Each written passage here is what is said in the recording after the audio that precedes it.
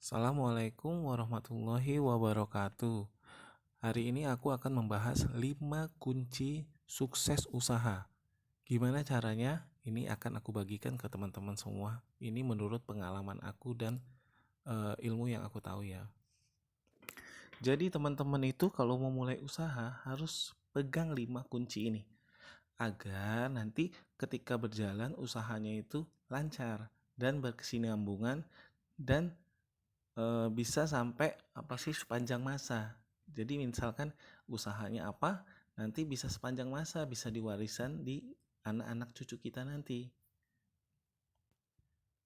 Jadi 5 kunci yang harus teman-teman pegang. 1. Harus tahu, paham, mengerti ilmunya. 2. Jangan berhutang riba atau yang berbunga. 3. Harus ramah. 4. Bangun kepercayaan. 5. Konsisten. Oke, langsung aja kita bahas poin yang pertama. Teman-teman tuh kalau mau buka usaha itu harus tahu, paham, dan mengerti dulu ilmunya. Jadi setiap usaha itu pasti ada ilmunya, ada caranya, pasti ada trik-triknya. Misalkan mau buka usaha kue pukis, harus pasti ada ilmunya, pasti ada caranya. Dari mulai mengadon, takaran, sudah itu cara memanggangnya, pasti ada ilmunya.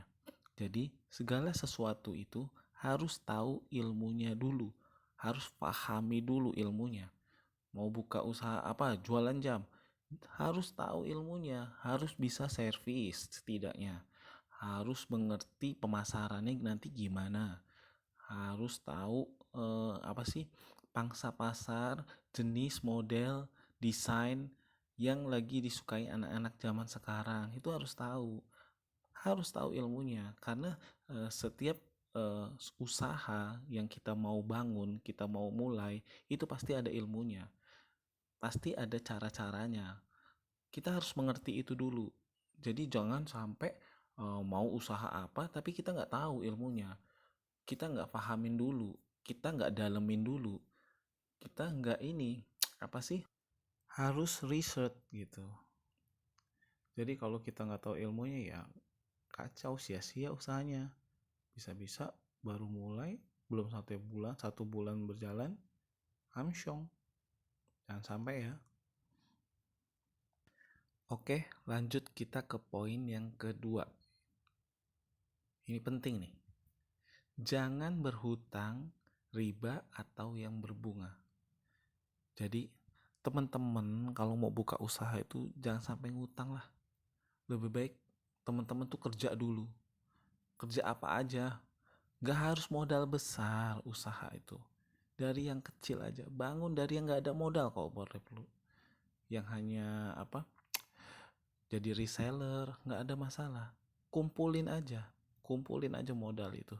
Ketika nanti cukup mau buat dagang yang dari bertahap aja dulu, reseller, mau dagang makanan beli yang gerobakan dulu, karena hasil gerobakan juga hasilnya bisa jutaan juga. Jangan sampai ngutang yang ada ribanya atau yang berbunga. Itu sangat-sangat dilarang sama agama kita. Bahaya banget. Pengalaman saya itu, riba itu sangat-sangat menyiksa, sangat-sangat menghancurkan kepercayaan orang kepada kita nantinya. Usaha yang kita bangun dengan dengan pondasi kepercayaan bisa-bisa hilang nantinya. Jangan sampai, karena efek riba, walaupun usaha kita maju nantinya, misalkan modalnya dibesarin, minjem bank kayak saya minjem ini itu yang ada bunganya, efeknya nggak baik buat diri kita. Sifat kita jadi tamak, rakus, nafsu, mau ngelihat usaha sebelah ada coffee, cafe, mau juga, buka juga, ada usaha ini, mau juga, buka juga, belanja, maunya banyak, udah banyak masih kurang, biarin dapat untung lebih besar lagi. Itulah bahaya karena Allah sangat-sangat melarang riba. Camkan itu, jangan sampai.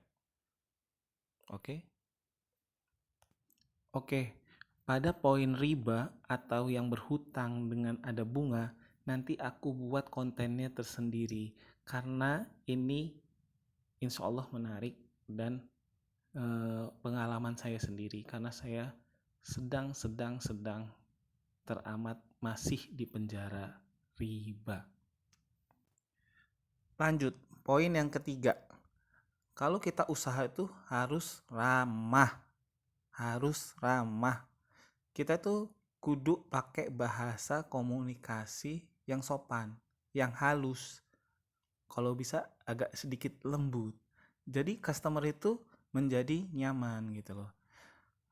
Nah, yang selanjutnya jangan sampai nanti pas customer datang ke toko kita pasang muka yang kurang ramah gitu loh. Apalagi pas lagi megang handphone ini ditaruh dulu gitu loh. Kita harus senyum, senang gitu loh. Bahwasannya customer itu mau membawa rezeki buat kita, jadi kita harus sambut dengan baik. Misalkan, iya ibu mau cari apa? Iya adik mau cari apa dek? Gitu. Iya bang, ada yang mau dicari nih, apa nih? Siapa tahu ada yang cocok nih. Nah, harus ramah gitu. Jadi customer itu senang gitu loh, merasa dihargai. Jangan sampai dia customer datang, dia duluan yang nanya ke kita masih sibuk dengan handphone gitu loh. Apalagi kita jawabnya sok-sok gak butuh gitu. Ya alhamdulillah itu, besok-besok gak bakal balik lagi. Dan yakinlah saat itu juga dia gak akan beli, walaupun dia butuh itu gitu loh. Dia pasti akan ke toko sebelah gitu. Jadi kita itu kudu ramah kalau punya usaha itu ya. Kita harus sopan, santun, komunikasinya baik gitu.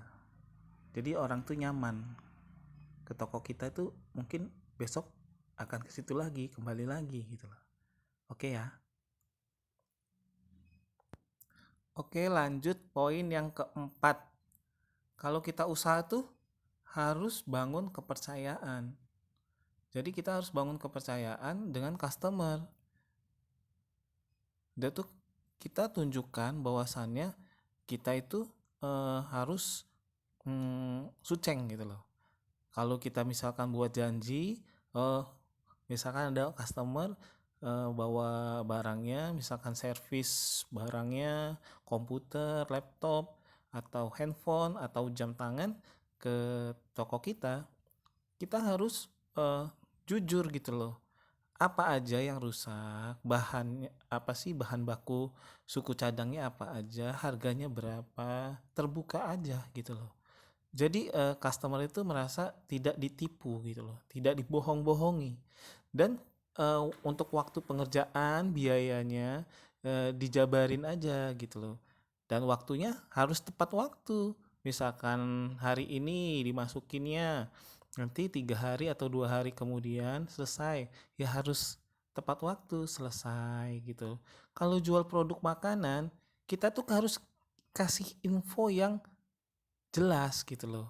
Misalkan ini ibu makanan kita ini, masakan kita ini insya Allah tanpa MSG, insya Allah sehat buat anak-anak gitu loh. Jadi kita itu harus jujur. Jadi makanya komunikasi yang sopan, halus, nyaman itu penting yang di poin ketiga itu. Sehingga nanti dari komunikasi itu terbangunlah kepercayaan. Apalagi kita harus apalagi kita itu terbuka gitu loh, transparan, jujur gitu loh. Jadi itu penting banget. Karena fondasi usaha itu yang nikmat itu adalah uh, dari kepercayaan. Jadi si customer itu yakinlah nanti dia bawa teman-temannya recommended toko kita, usaha kita ke teman-temannya gitu. Jadi toko kita itu bakal ramai, nambah terus customernya. Begitu terus. Nah, jadi rezeki kita juga lancar gitu loh, berkesinambungan. Dan insya Allah berkah gitu kan. Karena kan usaha itu yang dicari adalah berkahnya, bukan uangnya yang banyak gitu loh. Apalagi pakai tipu-tipu, itu nggak baik. Walaupun sedikit untungnya, kalau banyak dan senang, ikhlas customernya, berkah gitu loh. Nikmat dimakan anak kita, istri kita, keluarga kita, jadi berkah, nikmat gitu loh. Jadi obat gitu loh di tubuh. Bukan jadi penyakit ke depannya gitu. Penyakit itu bisa penyakit kehidupan, bisa penyakit fisik, macam-macam ya efeknya ya. Oke, cukup ya. Oke, lanjut ke poin yang terakhir. Kita itu harus, usaha itu harus konsisten. Jadi baik waktu itu harus konsisten. Misalkan kita buka tokonya itu jam 9 pagi, tutupnya jam 5 sore. Ya kita harus konsisten gitu loh. Buka jam 9, tutup jam 5. Terus saja begitu. Terus saja begitu. Dengan kemampuan yang sama dulu. Terus konsisten dulu. Terus saja. Kalau misalkan kita buka makanan, rasa jangan berubah. Harus terus seperti itu. Rasa itu jangan sampai dirubah gitu. Kalau buka usaha makanan. Seperti itu aja. Nanti orang itu akan mengenal rasa kita. Waktu kita. Kebiasaan kita akan mengenal. Kalau misalkan buka kafe, misalkan kafe ini kita prediksi buat ke anak cucu nanti. Udah, kafe kita desain sebagus mungkin, sebaik mungkin, sebersih mungkin, semenarik mungkin. Nanti isi di dalam kafe, tata ruang, kalau bisa jangan sampai berubah. Seperti itu aja. Nanti itu ada sejarahnya, timbul sejarah, kenangan baru buat orang-orang. Posisi, misalkan saya nih mau ke kafe Sahaya. Kalau saya jalan dengan pacar saya ke sana. Itu tahun 2003. Nanti aku ketika setelah menikah dengan istri saya yang saya pernah bawa ke sana, nanti saya akan balik lagi ke sana, mau mengenang kenangan itu dengan rasa yang sama, dengan jam waktu buka kafe yang sama. Saya akan ke sana. Ketika susunan, isi, perabot, tata ruang yang gak berubah, itu akan terasa nikmat banget. Nikmat banget. Sudah itu kita bakal dikenang. Sikap dari waktu ke waktu yang sama dan tidak berubah itu adalah menarik dan hebat dan kunci dari suksesnya usaha. Dan salah satu pondasinya juga usaha, konsisten. Oke ya.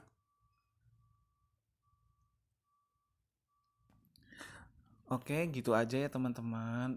Mudah-mudahan apa yang sudah saya berikan bisa bermanfaat buat teman-teman. Bahwasanya ini kunci usaha. Karena ini menurut pengalaman saya pribadi. Jangan sampai teman-teman seperti saya. Jangan sampai. Jadi hal yang baik, hal yang bagus, hal yang penting buat usaha ini udah aku berikan di sini semua menurut pengalaman aku yang terbaik gitu. Oke ya. Assalamualaikum warahmatullahi wabarakatuh. Love you semua.